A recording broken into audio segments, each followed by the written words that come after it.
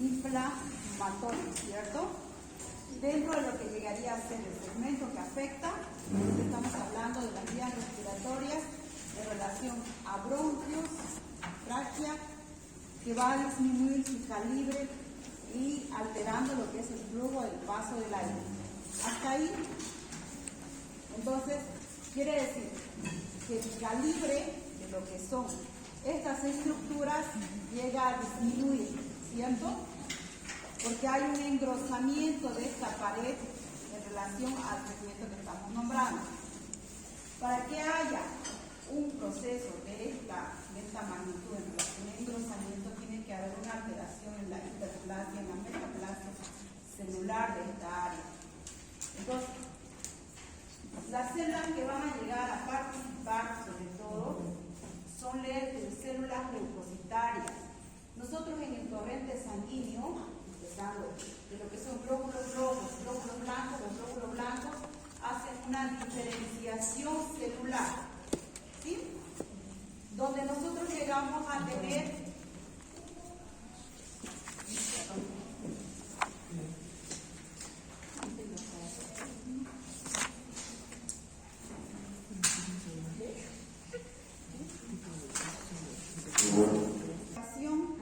de lo que corresponde a las células leucocitarias, ¿sí? Dentro de los leucocitos nosotros sabemos que la diferenciación son varias, si es serie mieloide, si es serie linfoide. De la serie linfoide, entonces estamos hablando del linfocito, ¿ya? Pero también hay otras células que van a llegar a participar, que no dejan de ser leucocitos. Vamos a hablar entonces del mastocito, del eosinófilo, como también de los macrófagos.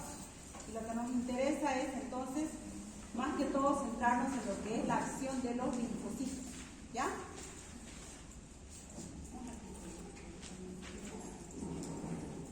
Entonces, los linfocitos, hablamos de linfocitos B y linfocitos T, ¿sí? Ya. Entonces, los linfocitos T,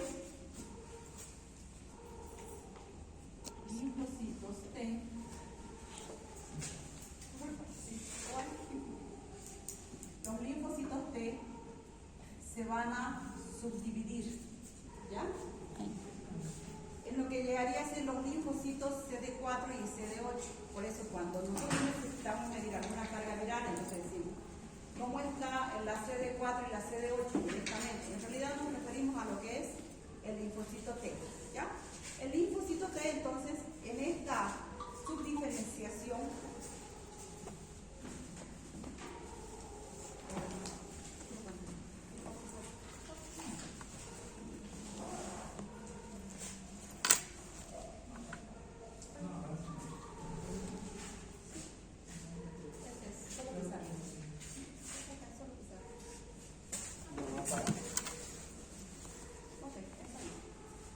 entonces acá vamos a hablar de lo que es la CD4 y la CD8. Perfecto.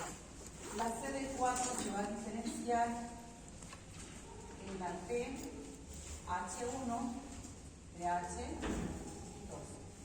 Perfecto. Entonces, esto es un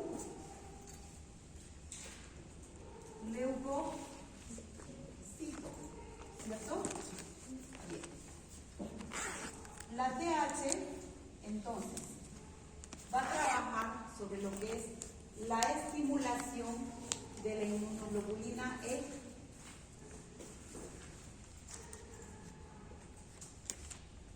Inmunoglobulina E. Mediante la activación del linfocito B. Esta inmunoglobulina E, ¿listo? También ha sido, fíjense acá, por la interleucina 4, interleucina 5, que es producido por la TH2. O sea, podemos decir, el linfocito T llega a producir la interleucina 4, interleucina 5, que participa de la inmunidad en el proceso inflamatorio.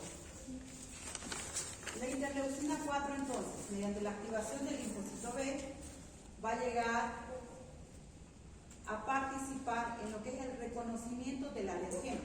Habíamos nosotros nombrado en la anterior clase una variedad de alergenos que podrían ser los alérgicos, ¿sí? Ya conocidos como, por ejemplo, sustancias de alimentos como pescado, huevo, maní, chocolate. Podrían ser sustancias medicamentosas, pueden ser penicilinas, aspirinas, pueden ser varias sustancias a las cuales podría tener afinidad el huésped. Entonces, la inmunoglobulina E va a participar en lo que llegaría a ser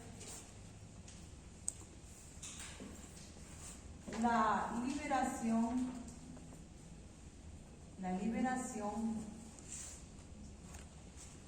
de dos sustancias bastante importantes, de la histamina y del leucotrieno. Perfecto. Esta y esta, entonces, ¿qué es lo que van a llegar a producir? La histamina va a llegar a producir exactamente en el bronquio. No. Aquí es broncoconstricción, ¿ya? Aquí es bronco, vasodilatación. Aquí es bronco, constricción. ¿Listo? Fíjense que la vasodilatación en esta área, entonces, va a haber salida de sustancias celulares del plasma.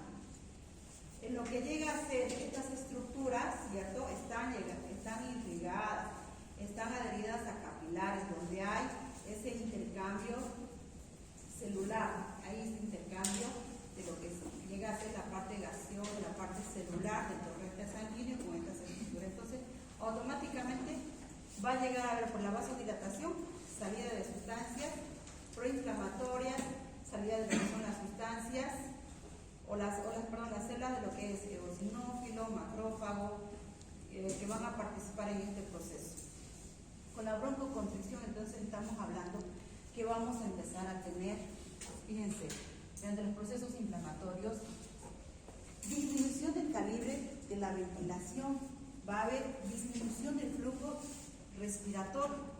Ahí entonces más adelante vamos a hablar de lo que llegaría a ser volumen de fracción respiratoria disminuida, que lo vamos a traducir como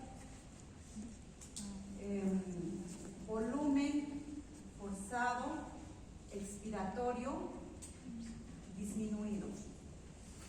¿Ya? Nos vamos a lo que es entonces la interleucina 5. La interleucina 5 llega a estimular a la médula ósea la producción celular del eosinófilo, que es una de las células que va a extravasar en el proceso inflamatorio. Por eso, cuando se haga una muestra de moco, de esputo, ¿qué es lo que más se va a encontrar? Eosinófilos. No es exclusividad de que se tenga que encontrar en ácido, puede haber en procesos también parasitarios. En relación a hacer un examen, un hemograma, ¿no? Y en la diferenciación celular, porque le va a dar, en un hemograma le va a dar los valores de hemoglobina, hematocrito, le va a dar el valor de lo que es la diferenciación de los leucocitos. Entonces, va a haber un aumento de los eosinófilos. Si es las características respiratorias, entonces nos apoyamos a que es un proceso tipo alérgico o asmático, ¿cierto? Si no hay clínica, entonces hay que buscar otras causas. La TH1, esto es lo que más nos interesa, la TH1 participa en lo que es la síntesis de lo que llega a ser la producción de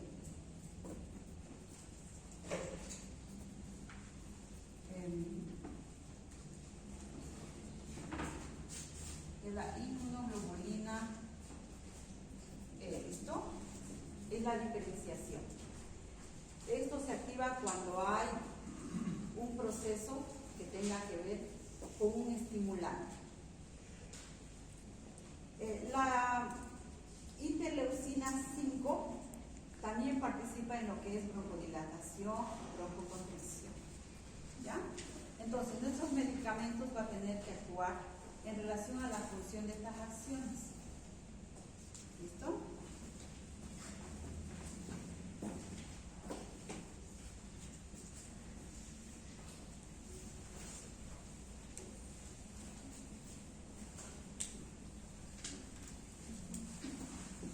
Un proceso inflamatorio y a la vez es un proceso de obstrucción.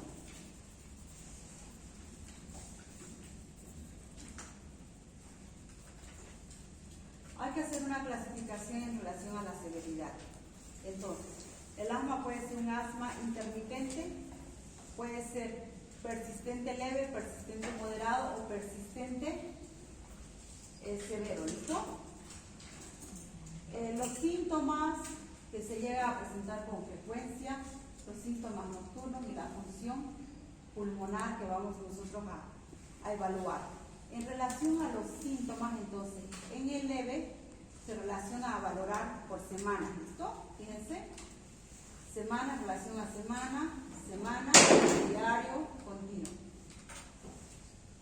Los síntomas se presentan 2 veces, menos de 2 veces en una semana en lo que es intermitente. En lo que es persistente se presenta más de 2 veces por semana. En lo que es un moderado persistente, los síntomas se dan a diario. Si es severo, entonces se llega a dar de manera continua y hay limitación de las actividades. ¿Listo? Va a haber ausentismo laboral, ausentismo escolar. La sintomatología es todo el rato, son pacientes que mayormente responden mínimo a la medicación o de manera nula.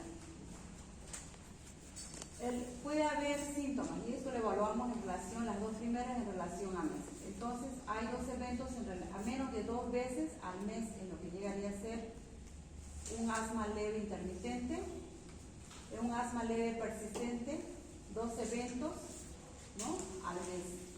Y uno lo que llega a ser un asma moderado persistente una vez a la semana. Y cuando es un asma severo, ¿no?, persistente, es frecuente. Entonces, leve intermitente, menos de 2 veces a la semana. Persistente leve, más de 2 veces a la semana. Moderado, los síntomas va a ser a diario. Hay uso de beta bloqueantes. La crisis afecta la actividad diaria. Puede haber 2 crisis, ¿no?, mayor de 2 crisis a la semana.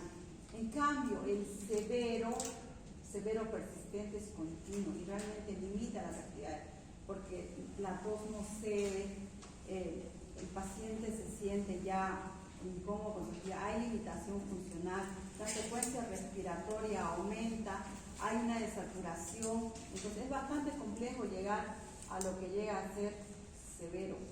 El tratamiento es bastante minucioso, hay que cumplir horarios, es incómodo el uso de los aerosoles. Entonces, esta es la con la que mayormente se van a encontrar en las emergencias, entre moderado y severo. La función pulmonar la vamos a llegar a medir con un espirómetro. Es parte de lo que se llega a hacer en el apoyo al diagnóstico, muy aparte de la anamnesis, muy aparte de los exámenes radiológicos. El uso del espirómetro entonces nos apoya en valorar lo que es el volumen expiratorio forzado en el primer segundo. Entonces, ¿cuánto yo puedo exhalar en el primer segundo con estos segmentos traqueobronquiales obstruidos? Entonces, si tengo una capacidad, ¿no?, expiratoria mayor a 80%, entonces se considera entre leve, más la sumatoria de estos síntomas. Si hay una capacidad de volumen expiratorio en el primer segundo mayor a un 80%, más esta clínica la vamos a considerar un asma leve persistente. Ya en un asma moderado persistente se encuentra una fracción expiratoria entre 60 a 80%, y menos de un 60% se considera mala clínica, un asma severo persistente. ¿Listo? Ya hoy en día la mayoría de los centros de segundo y tercer nivel tienen este aparatito de lo que es el espirómetro. La gente llega a introducir toda su capacidad ventilatoria pulmonar y luego llega a exhalar. ¿Listo? Hace una expiración forzada. Entonces, toda esa capacidad que llega a exhalar o a expirar, ¿no?, llega a medirle en volúmenes el espirómetro. Y eso entonces se traduce en porcentajes. Los síntomas. Hay una triada de síntomas que son características de esta alteración, que hablamos de lo que es la tos, sibilancias y disnea. Pero también se suma lo que son la sensación opresiva retroesternal. En la triada se considera, repito, tos, sibilancia y disnea. La tos mayormente es seca, pero no exclusiva. Puede haber también secreción blanquecina, puede haber purulenta, pero mayormente es seca. Sibilancias las van a llegar a auscultar hasta un asma ya moderado. Cuando ya llega a ser severo, totalmente está obstruido, no se llega a auscultar ya sonido ventilatorio. Claro que obviamente el paciente está vivo, ¿no? Pero no, con el estetoscopio usted ya no tiene esa facilidad de audición. Se escucha como un silencio pulmonar. Tos, sibilancia. Entonces el pulmón va a tener una sibilancia en proceso expiratorio e inspiratorio, pero prolongado en el expiratorio. Cuando llegue a expirar, se va a escuchar mucho más la sibilancia. Diagnóstico. ¿Cómo vamos a llegar al diagnóstico? Anamnesis y examen físico. ¿Ya? Espirometría, pruebas cutáneas, eosinofilia en esputo y sangre y radiografía de tórax. Anamnesis. ¿Qué nos interesa en hacer una anamnesis? La historia clínica de un paciente con asma. ¿Sí? ¿Qué es lo que vamos a preguntar? Muy aparte de lo que tenemos que hacer, una evaluación estricta, minuciosa, segmentaria. Entonces, si ya consideramos nuestro diagnóstico presuntivo, que es un paciente con un proceso respiratorio obstructivo, entonces nosotros necesitamos indagar antecedentes, historia familiar y todos esos aspectos. Y en la historia clínica, entonces, evaluar al paciente asmático, síntomas. Los síntomas, ¿no? El tórax, me suena el pecho, ronco, silba, no puedo respirar. Edad, ¿a qué edad empezó a tener estas crisis o eventos? ¿Es primera vez, es segunda vez, tercera vez? Siempre hay casi un antecedente. Es frecuente que ustedes se encuentren ya con pacientes que no es la primera vez, que ya tiene eventos repetitivos. Porque la frecuencia en la que se llega a iniciar mayormente es en una edad menor, pues, ¿no? A partir de los 3 años, hasta 5, 6, es la mayor escala de que se pueda presentar eventos, y a veces se reagudiza o se vuelve a presentar en una edad adulta. Frecuencia de la gravedad. ¿Cada cuánto usted tiene este evento? ¿Cada qué tiempo le sucede? ¿Es más en la noche, más en el día? ¿En qué momento? No, cuando voy a mi trabajo. ¿Y dónde trabajo? Trabajo en una lavandería que utilizamos tales productos. Y cada que llego ahí empiezo a toser y después no puedo respirar.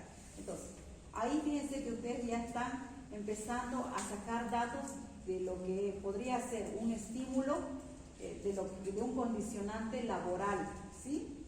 Probablemente de un producto de limpieza. Y ahí hay que entonces hacer todavía toda una orientación, cómo son los cuidados para que pueda disminuir, ¿no?, esa reacción. Identificación de factores precipitantes. Infecciones hemos hablado de que no solo es de un producto que produce alergia, de un alergeno, puede ser también de otros estimulantes. Dentro de eso entonces están las infecciones, sobre todo virales.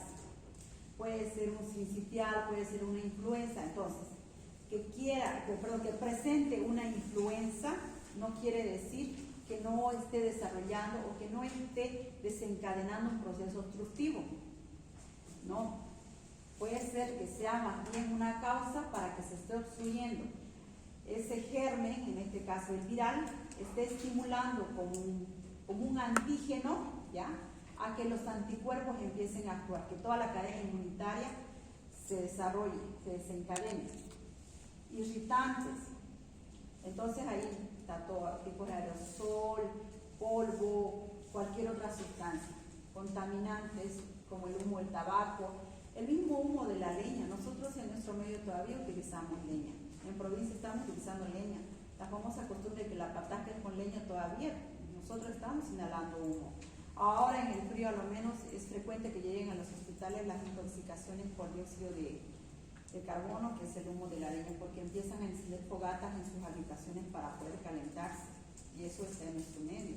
Entonces se van a encontrar con estos casos que llegan en realidad casi hasta toda la familia, ya cianóticos, con procesos obstructivos, con sibilancias.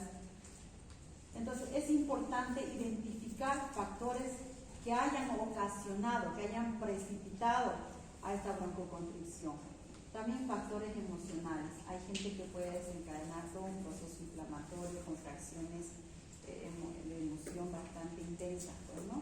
El fallecimiento de algún familiar, estrés de deudas. Entonces es importante indagar, hacer una historia de antecedentes.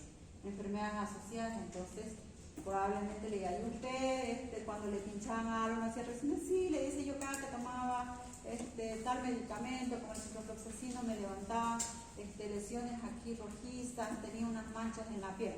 Ya estamos entonces yéndonos, ¿no?, a enmarcarnos en que presentaba una dermatitis cutáneo, ¿no?, de procesos alérgicos. Entonces, tiene gente que ha presentado este tipo de eventos, tiene más posibilidad de poder desencadenar un proceso broncoconstricción o rinitis. Cada que entro al aire frío, entonces mi nariz empieza a chorrear, le dice, ¿no? Empiezo a tener gripe. Eso es lo que le va a decir. Antecedentes familiares. El abuelo tuvo, probablemente la mamá o el hermano. No, mi mamá también le llevo al médico, se tapa su pecho, utiliza aerosoles. Entonces, es bueno indagar, porque nos va a ayudar a hacer un diagnóstico. Nivel de percepción y conocimiento de la enfermedad. También es importante para saber cómo lo está tratando. ¿Qué tanto sabe del manejo del asma? ¿Sabe que tiene que acudir al médico? ¿Sabe cómo tiene que cuidarse? ¿Reconoce cuáles son los factores para poder nosotros ir enmarcándonos en qué tipo de asma es ocasionado, cómo lo vamos a tratar, qué orientación nosotros le vamos a dar? O sea, que reconozca dónde hay esos eventos de broncoconstricción, ¿no? Si es en el trabajo, en la casa, en qué momento está haciendo, puede relacionar con alguna otra situación. Impacto en la calidad de vida, ¿no?, que ha afectado tanto al afectado y a la familia. Participa en los juegos, hay ausentismo laboral. No le va a decir, bueno, yo tengo una broncoconstricción y me clasifico, ¿no?, como un asma persistente severo, ya no voy a jugar. No le va a decir eso, le va a decir, mi pecho me silba, no puedo respirar y ya no salgo a jugar. Le va a venir con ese tipo de situación. O ya no voy al trabajo porque me canso al subir las gradas, no puedo estar, me fatigo cuando hablo, cuando como, porque todas esas actividades requieren, al hacer el esfuerzo físico, requieren que haya incorporación de oxígeno. Y si está broncoconstruido, está obstruido, entonces va a alterar esta calidad de vida. El diagnóstico, entonces, la exploración física es importante. Fíjense que sí tenemos que seguir siendo ordenados. Les había dicho que la primera clase, que nosotros cuando hacemos un examen físico, nosotros no dejamos de ser médicos, ni estando accidentados, ni mal, ni ebrios, ni cuando nos mudemos a ningún otro lado, o cuando estamos demasiado alterados con mucha adrenalina, a veces hay alteración de emociones cuando se trata de un familiar, entonces nosotros necesitamos tener mucha calma y tener un orden en lo que es el examen físico para que ningún dato, ¿no?, pueda pasar de desapercibido, que nosotros no omitamos ningún dato. Es una infección, entonces, véanle lo que es la carita, ¿no?, fase disneica, está agitado, cianótico, la coloración es importante, no está rosadita las mucosas, está tipo azulado o está tipo pálido, respiración rápida. Para eso necesitamos saber el básico de cuánto es la frecuencia respiratoria por minuto, de 12 a 16, ya 18, 20, 30, está agitado. Vamos a contar, ¿no?, cuántas respiraciones por minuto tiene. Es rápida, es superficial, no es profunda. No es superficial. Casi no hay insuflación, porque está obstruido, está tapado sus bronquios. Dificultad para respirar, hay uso de los músculos accesorios, es un tórax en tonel. En la palpación, entonces, hay un aumento del diámetro antero-posterior, disminución de las vibraciones vocales. Llega a 33, disminuye, no se llega a percibir, digamos, no se llega. Está muy disminuido. Para eso ustedes necesitan afinar lo que es el oído. Cuanto más veces lleguen a escuchar, mucho mejor. En la percusión, timpanismo, no hay consolidación aún. Hay una hipersonoridad.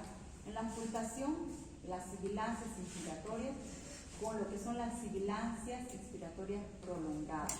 ¿Ya? Eso es lo más típico que van a encontrar.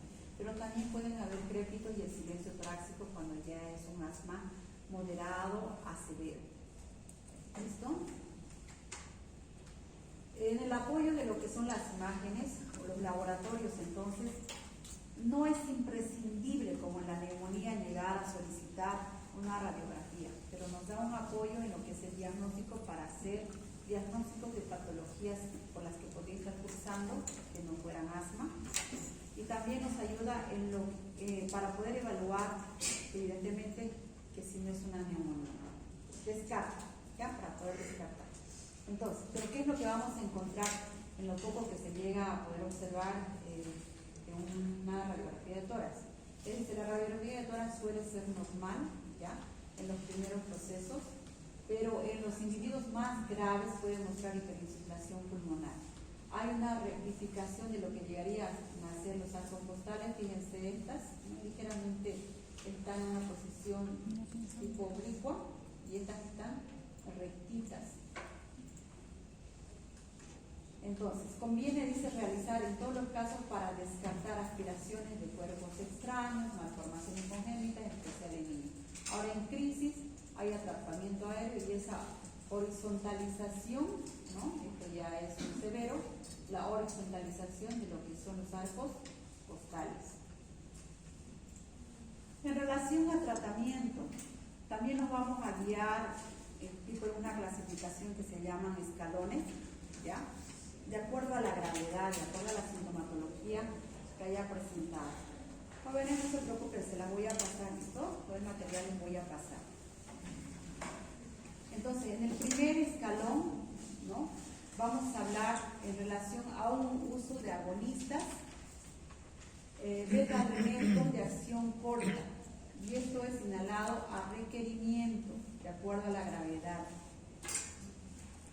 Cada que requiere.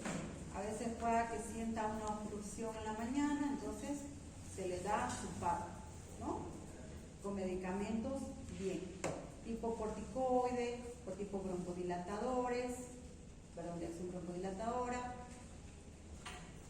Dentro de lo que es el escalón 2, todo esto va sumándose de acuerdo a la gravedad. Entonces vamos a utilizar glucocorticoide inhalado en una dosis baja. Aquí les dice, fíjense, de primera elección y aquí opcional. Y aquí a demanda todo lo que está abajo. En los 6 escalones se utiliza agonista beta-2 adrenérgico de acción corta. ¿Listo? Como por ejemplo el salbutamol. ¿Sí? Ese es conocidísimo. Ese es un agonista beta-adrenérgico de acción corta. Es un aerosol que lo vamos a administrar y lo vamos a indicar como, se escribe como PUP, ¿no? Como PAP. Los PAP hasta podemos utilizar cada 4 horas, a demanda, podemos utilizar en relación al plan de cada 20 minutos, si es que llegaríamos a estar en un caso de crisis. Entonces, eso, fíjense, entonces esto es a demanda, requerimiento, cada cuánto el paciente requiere de acuerdo a la gravedad. Entonces, en las 6 que vamos a utilizar. Ahora, en relación a los glucocorticoides, también utilizamos, excepto en la 1, utilizamos de la 1 al escalón 6. La diferencia son las dosis. Inhalado a dosis baja más un agonista beta 2 adrenérgico de acción larga. Podría ser un salmeterol, exacto. Formoterol, perdón, exactamente. Perfecto. Aquí dice, opcional. Glucocorticoide inhalado a dosis media, glucocorticoide inhalado a dosis baja, más un antileucotrieno y el agonista adrenérgico de acción corta. Un escalón 4 también utiliza glucocorticoide inhalado a dosis media. Dosis baja, dosis media, dosis alta. Aquí. Más un agonista beta adrenérgico de acción larga, las últimas 2, solo que nosotros vamos a añadir en las últimas 2 otro tipo de medicamentos. En el escalón 5 llegamos a agregar bien antileucotrienos más o una teofilina y un omalizumab, que es un antimodulador. En el escalón 6 vamos a añadir antileucotrieno, y o teofilina y un omalizumab. Fíjense, no está tan complejo llegar a manejar estos cuadros, les va a servir para lo que es la vida diaria médica.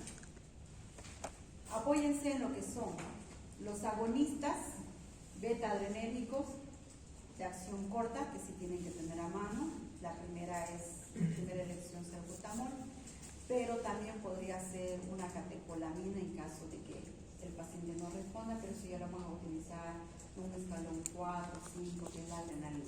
¿Ya? Entonces, tratamientos agonistas beta adrenérgicos de acción corta. De acción corta, todos los escalones llevaban un beta adrenérgico de acción corta, ¿sí? Dentro de eso, los medicamentos de elección hemos nombrado entonces al salbutamol. El salbutamol lo tenemos en presentación de aerosol, como también lo tenemos en presentación de jarabito. También puede utilizarse el vitoriterol, levaluterol. Ahora, en relación a las catecolaminas, la adrenalina ya mayormente es para uso de urgencias. Cuando el paciente pueda que no responda al salbutamol, necesita una respuesta inmediata, se da de manera inhalatoria como una nebulización, ¿listo? La acción es rápida, pero también la duración es corta. 60-90% de estos medicamentos pierden su acción. Por eso a veces el salbutamol en niños, que es la frecuencia donde más se da estos casos, se llega a hacer en planes de cada 20 minutos un PAP, ¿no? Hasta que pueda responder. Obviamente ya agregados sus otros medicamentos tipo glucocorticoides, ¿sí? Acción prolongada, entonces, aquí han mencionado sus compañeros, lo que es el salmeterol, el formoterol, los más utilizados en nuestro medio. Pero ahí también, antes se utilizaba bastante el Berotec. Aprovechen el Berotec en todas las enfermerías, en todas las emergencias, las teníamos bien en el stock porque era lo que más utilizábamos. Pero se ha llegado a discontinuar el Berotec, su nombre genérico es Formoterol, por la taquicardia que llega a presentar. ¿Ya? Lo que se mantiene ahora en las emergencias es el Atrovet. La salicilina también existe, no lo utilizamos tanto en nuestro medio. Todos estos medicamentos entonces actúan en la como broncodilatador, inhibidor de la liberación de los mastocitos, reducción del exudado de plasma. Dentro de lo que es la fisiopatología, ustedes saben que hay una hiperproducción de moco, hay una vasodilatación. En la vasodilatación llegan a salir las células inflamatorias, ¿no? A a lo que es las paredes tracheobronquiales, pero ya en calidad de destrucción, más la mucina, más los restos de albúmina, entonces producen grandes cantidades de moco y esas pueden hacer una obstrucción, ¿ya? Entonces, el mastocito a la vez también se encarga de lo que es la comunicación hacia el eosinófilo para que pueda participar, funciona como un mediador para que pueda participar en esta respuesta inmunológica del proceso inflamatorio. En lo que es el grupo 2, que se utiliza de los polinérgicos, que son los polinérgicos, entonces ya hemos mencionado al atroben, que no es nada menos que el bromuro de hipatropio, ¿ya? También hay una presentación que no ha salido hace mucho, hace unos 4 años, que hay una presentación de aerosol. Entonces, pues lo que utilizamos en las nebulizaciones como primera elección, ¿listo? ¿Qué ventajas tenemos con esto? Que pese a que empieza a actuar de manera lenta, su duración es prolongada. Actúa sobre los receptores polinérgicos muscarínicos. Es un broncodilatador. Hay que tener mucho cuidado por sus efectos secundarios, que es la midriasis, visión borrosa y la sequedad oral. ¿Ya? Tratamiento de los glucocorticoides. Los glucocorticoides hasta ahora siguen siendo una maravilla. Ya hasta participa, hasta se utiliza en lo que es las escalas de dolor, actúa hasta, se utiliza también lo que son los sistemas cerebrales. O sea, con glucocorticoides hagan una revisada de principio a fin, ¿ya? Que les va a ayudar mucho en sus tratamientos. Dentro de esto, entonces, vamos a mencionar los corticoides inhalatorios, los corticoides sistémicos, ¿no? Bueno, algunos ya son, excepto la prednisona, es vía oral. Dentro de lo que son el corticoide para inhalar, entonces, tenemos la clometazona, budesonida, fluticasona, flunisolida, triamcinolona. Hay muchos medicamentos que ya vienen combinados, que es la budesonida y el salbutamol, ¿ya? Como aerosol, ¿listo? Pueden utilizar eso, pero hay también por separado. ¿Qué conseguimos con esto? Acción prolongada, alivio prolongado, es un antiinflamatorio bastante potente. Cuando ya es un paciente con un asma severo moderado a persistente severo, entonces podemos utilizar metilprednisolona, prednisolona, podemos utilizar la hidrocortisona y la prednisona ya para hacer mantenimiento en domicilio. Inhibe las proteínas inflamatorias, son las primeras líneas en el asma persistente, ¿no? Ahora, ¿qué hay que tener con lo que es los corticoides? Todos los efectos adversos, empezando desde lo más pequeño, que hace una pérdida de potasio, hace una depresión de potasio, ¿no? Entonces tenemos que tener cuidado que nosotros no hagamos eso. Una hipocalemia, hablando de hipocalemia podría estar en una flacidez, podemos inducirlo a eso, pues, ¿no? También tenemos que tener cuidado con los procesos inflamatorios, con los procesos infecciosos cuando hay utilización de lo que son los glucocorticoides. Entonces nosotros alteramos todo lo que es la cascada de la inmunidad, entonces puede haber procesos infecciosos activados por esta causa. Cuando ustedes no tengan a mano lo que es endovenosos, pueden utilizar en relación a la conversión de los corticoides las cantidades que necesitan, ¿no? Puede que tengan hidrocortisona, entonces hacen la conversión de corticoides se llama. Entonces ya hay una formulita, cuánto ustedes necesitan de metilprednisolona y esa es la cantidad que tienen que administrar. Tratamiento, fíjense, aquí está el grupo 4, que también dentro de eso se utilizaban varios anteriormente, y cuando no tenemos o no hay respuesta a los corticoides, o hay también reacción dentro de 1 millón, pueda que no haga reacción, o hace reacción tipo alérgica a los glucocorticoides. Entonces tenemos que tener otras opciones de utilización, ¿ya? Otras opciones de medicamentos.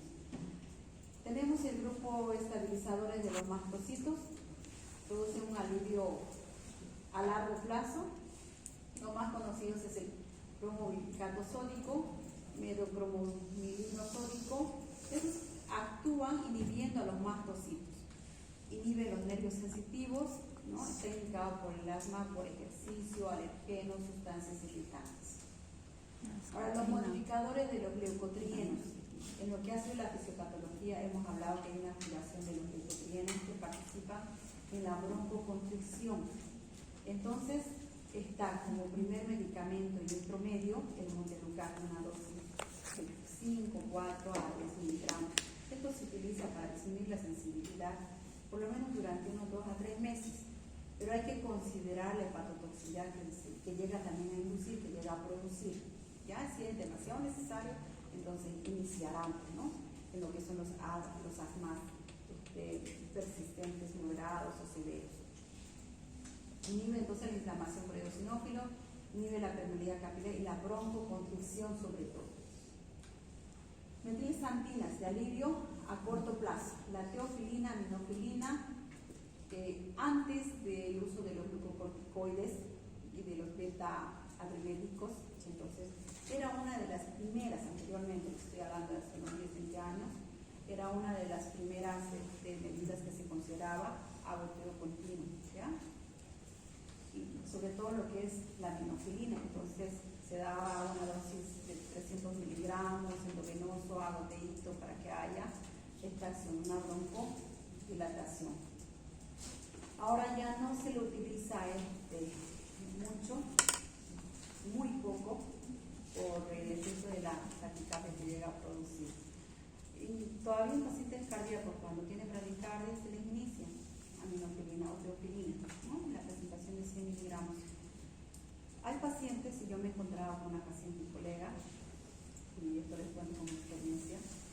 Yo hacía un turno en una de las terapias y llegó bastante disnéica. Paciente conocida que ya tiene asma, tiene broncoconstricción desde hace muchos años, me dice: doctora, no puedo respirar. Bueno, le coloquemos un hidrocortisona de 500, pero doctora, yo hago reacción, se me tapa más mi pecho. Y le digo lo que muchos colegas también a mí me dicen cuando me colocan un medicamento. La reacción no siempre está presente, porque podemos pasar ese proceso de reacción. O sea, no quiere decir que si usted ha hecho o es alérgica o hace reacción a una sustancia, no quiere decir que toda la vida sea. Se puede, en algún momento se puede desensibilizar, ¿ya? Entonces, le explicamos, la colega acepta,